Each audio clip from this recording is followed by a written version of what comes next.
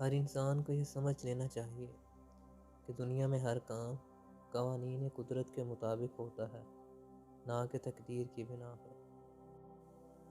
محبت یا نفرت ہمارے اختیار میں نہیں، ہماری مرضی پر تقدیر ہمیشہ حکمرانی کرتی آ رہی ہے۔ دل کے اندر دوزخ ہو تو اس کی اذیت کو نہ زبان بیان کر سکتی ہے اور نہ کان سننے کی طاقت رکھتے ہیں۔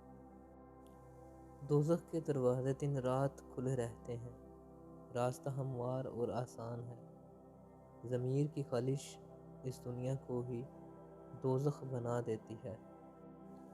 جہالت ذہن کی تاریک رات ہے، ایک ایسی رات جس میں نہ چاند ہے نہ ستارے۔ جہالت کے ساتھ جب دولت بھی موجود ہو تو یہ تباہ کن ہوتی ہے۔ حکومت کی مداخلت جتنی کم ہوگی، معاشرہ اتنا ہی پرامن اور خوشحال ہوگا۔ ایک جابر حکومت درندوں سے زیادہ خوفناک ہوتی ہے۔ جو لوگ زبان کو کم استعمال کرتے ہیں وہ اپنی آنکھوں کانوں کو زیادہ استعمال کرتے ہیں۔ چالاکی سے تھوڑا بہت کام بہتر ہو سکتا ہے، لیکن یہ مکمل کامیابی کا ذریعہ نہیں۔ سب سے بڑی چالاکی یہ معلوم ہونا ہے کہ اپنی چالاکی کو کیسے چھپایا جائے۔ جب صورتحال خطرناک ہو تو دانا لوگ خاموش رہتے ہیں۔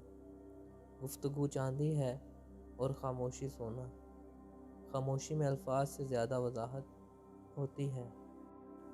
ایک نیا خیال انسانی فطرت کے لیے سب سے زیادہ تکلیف دہ چیزوں میں سے ایک ہے۔ خیالات کے پیچھے اگر عظیم اور بہادر لوگوں کے دماغ اور بازو نہ ہوں تو وہ خوابوں سے زیادہ اہمیت نہیں رکھتے۔ عورت کو فطرت سب سے پہلے حسن کا تحفہ دیتی ہے اور یہی تحفہ سب سے پہلے واپس بھی لے لیتی ہے۔ حسن کے لیے خوشی سے بہتر کوئی غازہ نہیں۔ ہر آدمی یہی سمجھتا ہے کہ موت صرف دوسروں کے لیے ہے۔